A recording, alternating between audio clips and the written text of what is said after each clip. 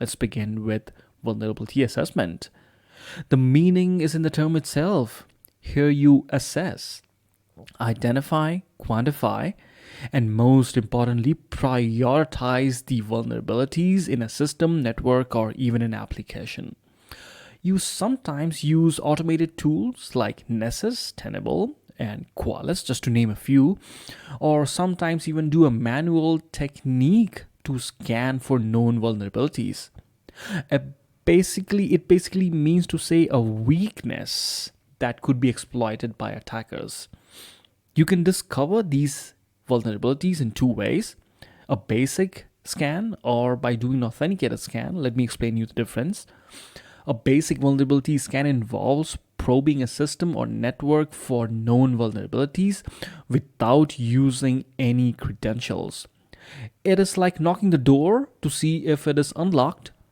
Basic scans are quick and non-intrusive, so they just provide a surface level view of potential vulnerabilities, helping your organization to identify low hanging fruit to say that attackers might exploit.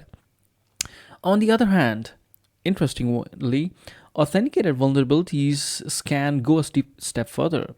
These scans require a valid credential to access the target system or network, allowing the scanner to explore deeper into the infrastructure. Authenticated scan provide more comprehensive assessment by assessing the system as an authenticated user. This means they can uncover vulnerabilities that are only visible to users with specific privileges. Let's visualize this with an example. I'm using Nessus Scanner, which is available for free. Everybody can download. I'll put the link below. We first begin by logging into the tool with admin credentials. You can from here navigate to all tool capabilities, and under basic scan option, we can do discovery scan or find new assets. We can scan for ports or even discover services. Under the assessment, you can do either general, brute force, web application, and Windows scanning. So under Windows, you would see a lot of options are also available here. Now, let's move on to something different. As I said, mentioned before, credentials scanning. You can either put the credentials and do a more in-depth credential scannings. Then there's plugins available so that you can discover those vulnerabilities that are available. So Nessus provides a huge, about 10,000 or more, I think, words of plugins. And then you got compliance so that you can meet your compliance requirements. When the Nessus report comes out, you will be able to see and do those compliance reporting as well. Going on to some more basic discovery assessment. Let's have a look at the report and advanced options, credentials as already discussed, plugins, which is fairly basic again. I'll try to let me show you the new policies that you can do. Now, policies is something that you'll be able to use. Suppose, say, for example, you would want to scan it at off hours when you're not awake. So you can schedule your scan that way as well. So, everybody gets a good chance to sleep. And policies, there's general notifications and a lot of things that you can do in this vulnerability assessment tool. You can also send the report via an CSV format as well, so you can have a look at it later onwards. When the scanning is done, if you don't want to have a look at the CSV report, here's a big, chart-wise representation of the hosts that have been found, the vulnerabilities that have been found, along with the remediations that are suggested for all those vulnerabilities. And if you click and go one level deeper, you'll be able to see in-depth detail and along with remediations to see how you can mitigate those vulnerabilities that have been found in the report. You can even generate a report howsoever you want it. What are the fields that you want? So you've got CVSS and other things that can be listed. Now that you know or you have seen how a vulnerability assessment report looks like, Let's have a look at a vulnerability report when you export it in CSV file. So this is how it looks. Beginning with the first one, that is the plugin. So plugin means that the type of signature that your vulnerability assessment tool has, it's been given a number, so it shows a number in front of it. What is the plugin all about? Which means what type of scan it did, what it actually tried doing it. So you would see it tried doing a certificate information kind of scan, and then it tried doing HTTP information. Tried to get that information. Family, which means what family does it belong? Does it belong to a general port scanner, or was it CGI abuse, or was it like a firewall scan? What type of scan it did? Severity, this is kind of like important over here for a vulnerability assessment report. This is where you would find your critical, informational, medium, low getting reported. So this one looks like it's just most of it is just informational log or informational level of severity. There's one medium and two mediums, not that important at the moment. Depends on your organization how they would want to go ahead and patch these. Looks like this particular scan is self-signed certificate it has. Probably you should be looking in more deeper into this and get a certificate from a certificate authority. IP address of the device, of course, this is masked. So just for reporting purposes, I've masked the IP address of sample one. Type of protocol that it used while doing its plugin. So it mostly looks like TCP. Port number 443. What type of scan was it, and was it an exploit or not? So most of it looks like no. Repository, it was an individual scan, not a bulk scan. MAC address, DNS, NetBIOS, not really captured. And by the way, this is an authenticated scan that you're looking at. If it's a basic scan, you wouldn't have a lot of information over here. Plugin output, so whatever the plugin that you tried doing, say for example this was SSH protocol version supported, it's a general scan, and what came out as of the plugin output. So looks like the remote SSH daemon, or the process supports the version that we are looking for. Synopsis, which means in brief, what is the story? So the SSH server is running on the host, because you did an SSH scan, and the final result is it is running an SSH server. And the last one would be description. This describes the entire story of the synopsis. So this one looks like a pretty short one. This plugin determines the version of SSH protocol supported by remote SSH detection.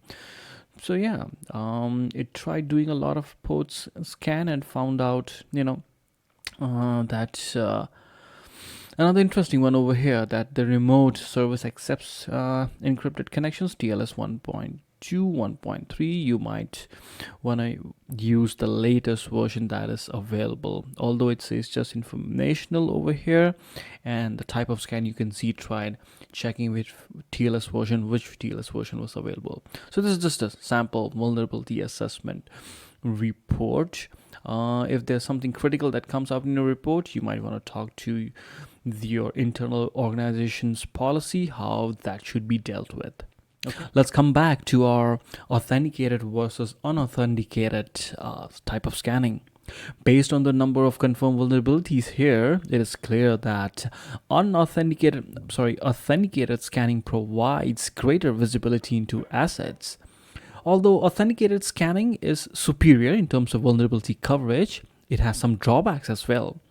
Due to the nature of the tool or scanner capacity or some other factors, authenticated scans are often completed too infrequently to keep up with continuous number of CVEs that are released daily. What I mean to say is these point of time snapshots or reports quickly become obsolete.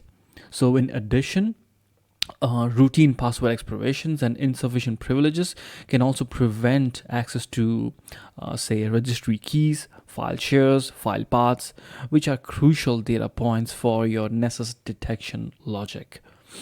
Now, you would want to follow something very special or something important here, that is to follow a strategic method to scan assets, and you can avoid any unwanted outages while doing scannings. One crucial method in mitigating this risk is to follow the vulnerability assessment life cycle. Still with me? If you've reached at this point of the video, you should definitely hit the like button, because what's coming up is really important. So the journey begins with the discovery phase here. Here the focus is on identifying all assets within organization's digital ecosystem. So this includes hardware, software, networks, and other data repositories. So basically, you're just discovering the assets. Next one is, once the asset is identified or discovered, the next step is to prioritize the asset. Now, not all assets are created equal, and some of them are critical to organizations' security posture. Some of them are not. By assigning priorities based on the factors like business impact, potential risk, the data it's carrying, the security teams can allocate the resources effectively. Meaning, you can put more efforts and resources of your vulnerability scans towards more important assets than the other ones. Now, with the priorities being established, third one is it's time to assess the vulnerabilities present and in a prioritized assets.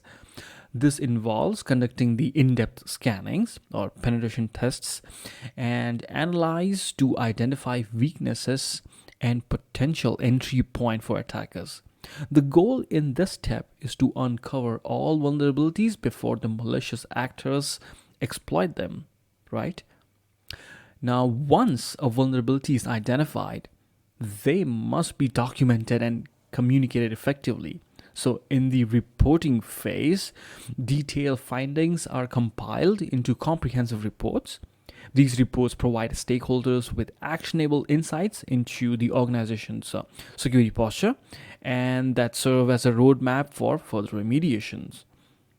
Now, equipped with the vulnerability reports at this juncture, it's time to take an action.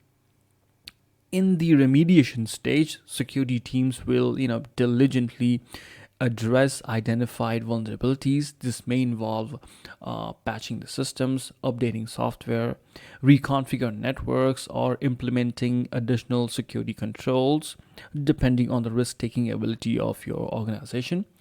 The goal is to mitigate or minimize the risk and strengthen your defenses. But wait, the journey doesn't end here with remediation. In the verification stage, the effectiveness of the remediation effort is validated. This means that it involves restarting your systems to ensure that the vulnerabilities have been successfully been addressed and that the security measures are functioning as intended. Verification provides assurance that the organization's defenses are robust and resilient. Also making sure that the patching activity that has been done properly, and the vulnerabilities do not come out again when you rescan your systems. So that's the motive. Now let's continue with discussing the second part of the video, that is penetration testing. Now, penetration testing, on the other hand, is a more hands-on approach that will try to simulate a real-world cyber attack to test the security blocking capability of an organization. Penetration testers are also known as ethical hackers, and this is important. They attempt to exploit the vulnerabilities discovered during the assessment phase of VA to demonstrate the impact of a successful attack. Now, there can be many types of penetration testings that can be done. I'll be discussing the three main types, beginning with the first one, that is black box testing. In the black box testing, the tester or the penetration tester has no prior knowledge of the system that they are testing. This simulates a real-world attacker with limited information trying to breach the system, kind of like a real-world attacker or a hacking. Secondly, white box testing.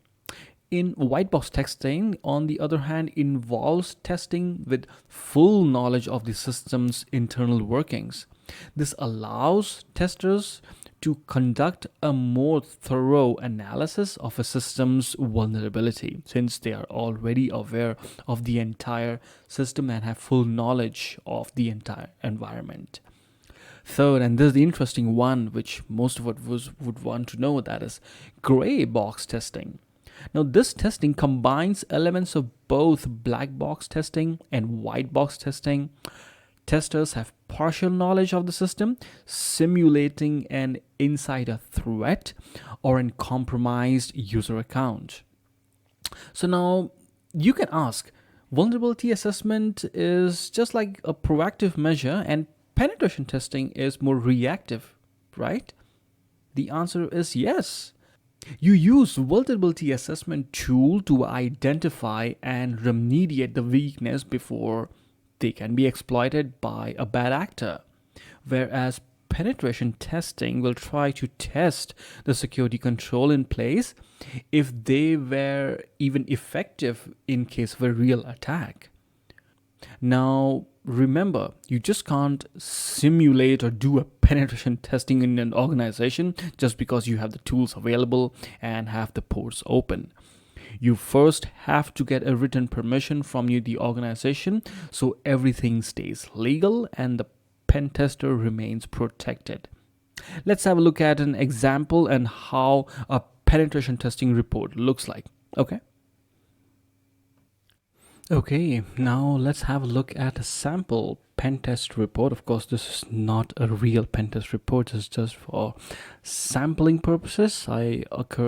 Took from the internet, available for free. I'll link it at the description as well. Let's have a look at the report itself. So it starts with saying about executive summary, where it will describe the tests it did and at a very high level what was done and what was agreed with. It's got testing approach, overview, discovery and reconnaissance, the scope, and the various tests that it did. So for every test or pen test that it did, they were limited via scope and everything. I'll come back to this a bit later. Of course, there's document control, who published the document, when was it published, executive summary, just to read the first few lines, that XYZ conducted a comprehensive security assessment sample report in order to determine the vulnerabilities and establish a current level of security risk or the security posture of the environment. The scoping, which means what are you supposed to do pen test on, and you should not go outside that. Results. So it looks like it did some internal network, wireless network, web application, mobile application, and some social engineering exercises. It scored pretty bad on internal network, which means the internal network doesn't look that secure. Wireless networks look okay. Web and mobile application don't look so okay. Now let's get our hands dirty and directly jump into the vulnerability assessment that has been done. But yeah, before we go ahead, the testing approach, how they did, they first planned, they first discovered, and then they attacked, and the final phase, they did all the risk assessment and report writing. I'll leave this report up to you to explore. There's a lot of things that have been covered over here, but let's cover one of the very common penetration testings that pen testers do is social engineering. And what did they find? So it says that Sample Corp was tasked to do social engineering assessment, and what they found out was some spear phishings were done, which means some targeted phishing emails were sent with a link, and some voice calls were also made. Here's the list of, of course, these are not real ones, were done. Voice phishing was done. Malicious USB payloads, they were not so successful. Overall, it is seen that they were not so successful in doing the social engineering findings. But yeah, there are some findings. They were able to pull emails out and do some spear phishings because the email was exposed out on the internet. Now, what a good pen tester will also involve is their findings that only 2 email addresses were found in the open source with their reconnaissance approach that they did. And all they would also include a summary of the exposure that, given the relatively small size of the company, only 2 email addresses were publicly found. These were the email addresses where they had penetration tester had targeted, but only 2 of them could have been exploited. They would also include the email address. The email address that it was sent from, the pen tester sent from, and just a template of how it looked. Now, when somebody goes ahead and opens it, this is how it would look like. 15 of the emails were sent out, 1 email bounced back, which means it came out as invalid. So, and then of course voice phishing was also done. So they publish a report of course bogus phone numbers whom they tried to reach out to. They tried extracting some information out of them, but were not so successful in getting that information. Let's move on to the report. And what a good pen tester will also do is map it. Usually they will always, you would see this table occurring, that is, they would try to map it with the OWASP top 10 vulnerabilities and how good of a organization posture that you maintain. So A1, of course, this is the 2013 version, so you're looking at an old one.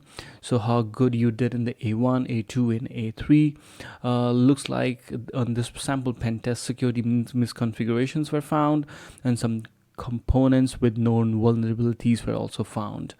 There will be a section in every vulnerability assessment report there where they would also point out at the impact and the score of the vulnerability. If you're scoring really bad, or if the vulnerability needs to be remediated or patched right away, that the score will be very high. And they would also write down the remediations or what you could do so that you can go ahead and patch them. Or you can also always find this in the references section. So every vulnerability report will be different. This is just a sample one, but remember that there would be a heat matrix that will be found. What is the impact? They would try to map it with the OWASP top 10, and there will be a section that would cover the risk matrix and the remediations or recommendations, what you can do so that the penetration tester or real world attacker cannot do something like this. All right, so that was a very brief explanation of how a pen test or a penetration report looks like. Now, if you've reached this far into the video, welcome to the bonus section. Let's try to visualize in a table what is the difference between vulnerability assessment and penetration testing. Beginning with the first one, what is the objective of VA? The main objective of vulnerability assessment is identifying and quantifying vulnerabilities in a system, network, or your application. It's just identifying and quantifying. Whereas in pen test, you actively go ahead and exploit that vulnerability to assess that security posture and potential impacts that it may have in your organization if it was to be real attack. Secondly, the focus. In vulnerability assessment, the identifying weaknesses and vulnerabilities within the system is the main focus.